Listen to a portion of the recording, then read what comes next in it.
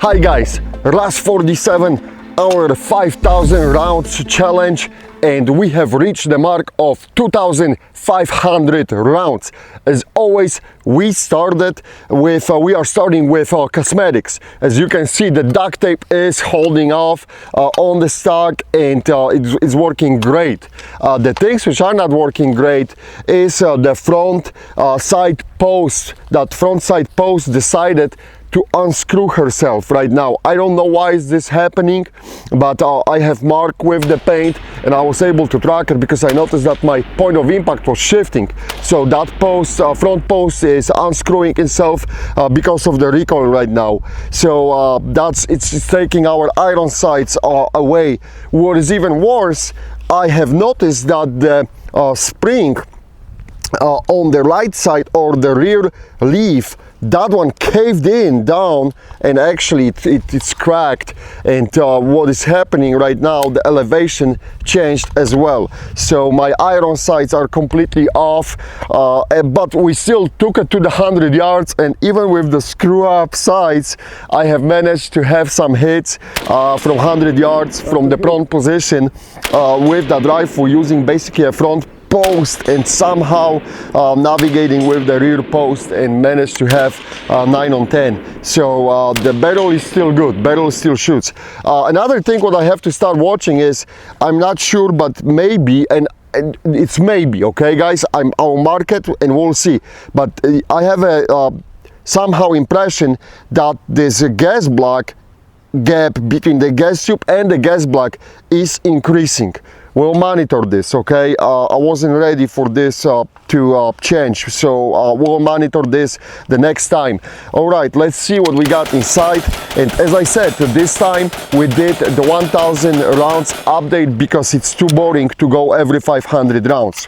What also happened, we have started increasing the adding the CLP more during the cycling, around 200-250 rounds.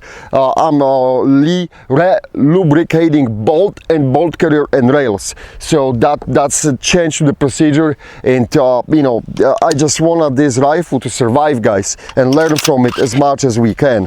All right, let me remove the magazine, it's empty. But also what we have done when we started, someone had an idea to mark with the permanent marker the surfaces of the bolt and the bolt carrier to see if there is a wear of, you know, if that wear is progressing. I don't know if that was a good idea or not. We mark it, as you can see, and all the paint is gone, and it was gone after 30 rounds. I opened it again after, after marking with the red paint. I opened it after 30 rounds and it was already gone. So I don't know, was this a good idea or not, but that's what we did. All right, let me start with the piston. In the previous episode, you knew, guys, we are developing the marks, and they have to be from the gas tube. Marks on the piston, and you know, it's continued to eat the piston head. There is, you know, basically from the friction inside the gas tube. Oh, what is happening here, guys? I think so that the rivet for the piston is walking out. Yeah, I will take a picture so you gotta see this. But for sure that the rivet head wasn't sticking out so much. This is another thing. I will continue to watch that one now. Okay, that for sure wasn't like this, and you can see there is a fresh wear of marks, so that rivet started to rub somewhere on the way. All right, that's something new, that rivet from the piston head. Also, I want to let you know that we were continuing to monitor the temperature. We have increased the round count from 500 to 1,000, you know, for the whole episode. It was spread out through the whole day. So it wasn't like we were killing. I don't want to kill that rifle. I want to learn from it as much as we can and provide the data to Century Arms, so they can make better rifles based on this. What they're going to do with it, you know, we will see, but this is what we're doing now.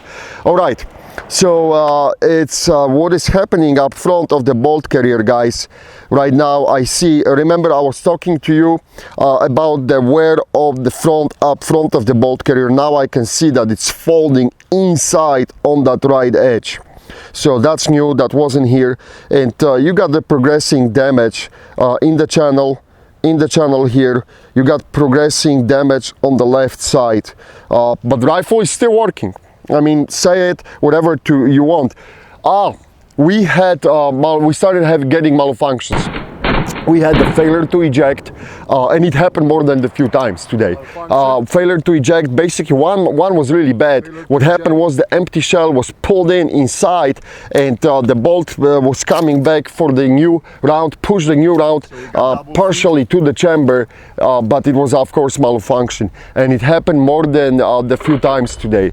But then I watched the ejector, and there's a very healthy ejection.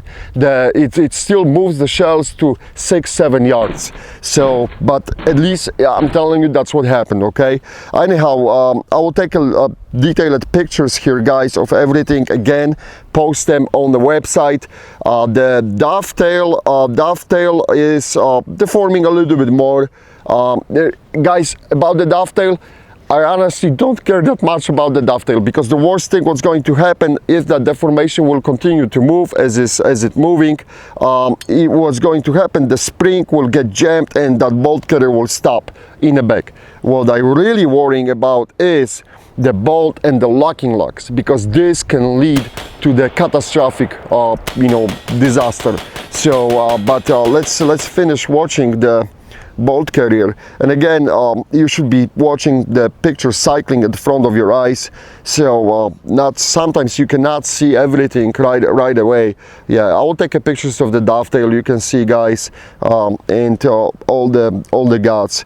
So also what's happening, what I have noticed when the system is cycling, I'm having problems sometimes with trigger not resetting. So you shoot it, it's like it should be reset, but it's not reset yet, and you gotta shoot it again. So I don't know why is this happening, but that may be some delay on the cycling. But regardless of this, let's have a look at the bolt. And as I said, all these paint marks which we put, they are completely gone. I mean, they were gone after that first 30 rounds. So the rubbing of the metal against the metal continues, and as you can see, it's just the same thing. It's just progressing. It's more and more, a little bit more, a little bit more, and a little bit more on the locking locks, a little bit more on the left side, a little bit more up front of the locking locks, and here this channel, I mean, this is like really something is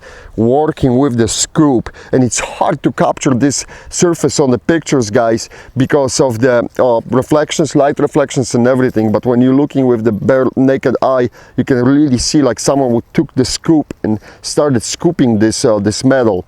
What we will do, I will talk to my friend Mel. He's running the Rockwell hardness testing equipment, and when we are done with the rifle, we will push the rifle to him so we can test the hardness of the bolt, hardness of the bolt carrier trunnion barrel, and we can compare it against the data against all other AKs. We'll have the trunnion and the other components from other AKs, and we'll see how this RAS47 is stacking up against other AKs. So at the bolt, this is really deepening.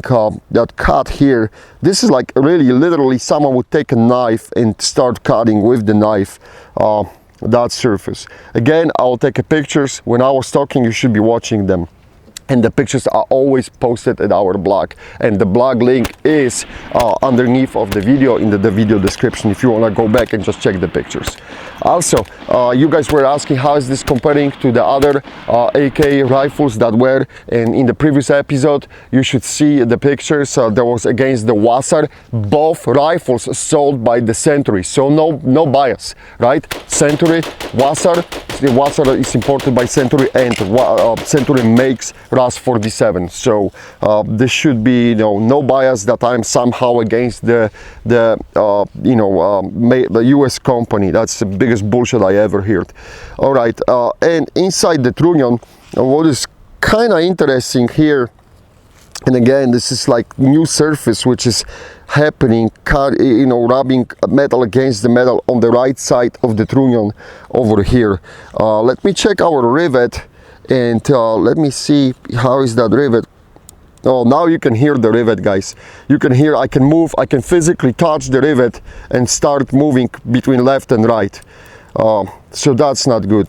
This rivet is getting, you know, loose and loose. And literally I can hear the clicking. I'll put it next to the microphone. Shut up for a second. And you should hear it. So this rivet is loose, it's getting more and more loose. And that's just not right. We talked already about the rear leaf side. What happened there, I have absolutely no clue, but there is a crack on it, guys. And someone told me watch the rear leaf because they had a problem with the rear leaf side, and that side cracked on them. But I thought he was, you know, kind of bullshitting, but I see, you know, you can really see the crack here. So let me see that gas tube. In the gas tube is holding up nicely. I told you about some other guy had the problems with missing pieces chipping out from the gas tube. That gas tube is holding up. So, and what we doing, how we doing in the gas block is looking good too. I don't see anything. I will just watch that gap, guys. As I said, I'm not sure. I apologize. I didn't watch it at the beginning, but as you can see, this kind of looks, you know, screw up to me, but we'll see. And that gas tube distance is really looks like, I mean, at least I'm getting the impression that it's growing, but I could be wrong, you know, guys. We'll see what's going to happen. I will continue to watch it.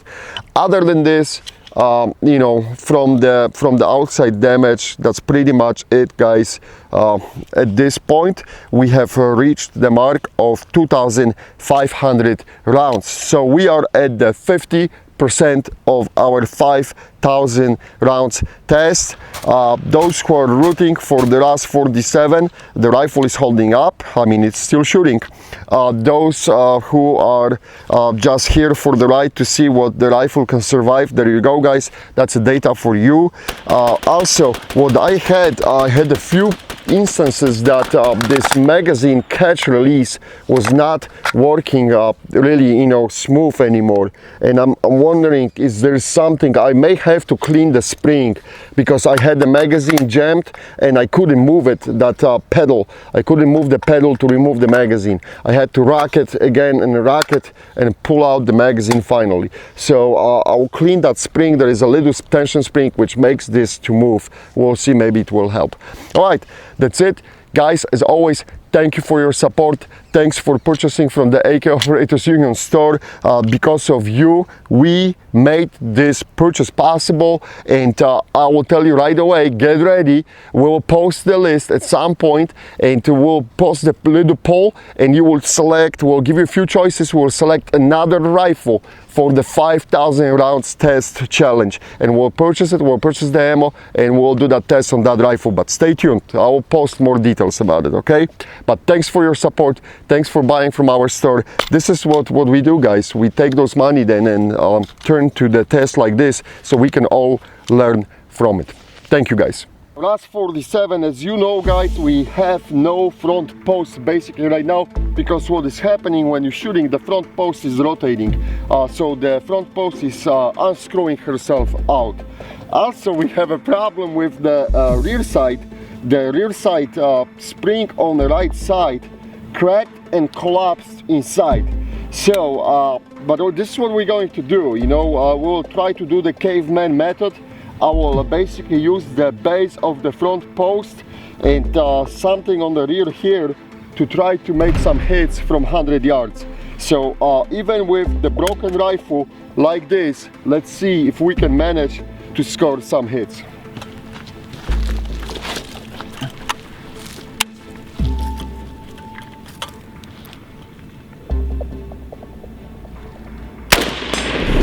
That's a hit.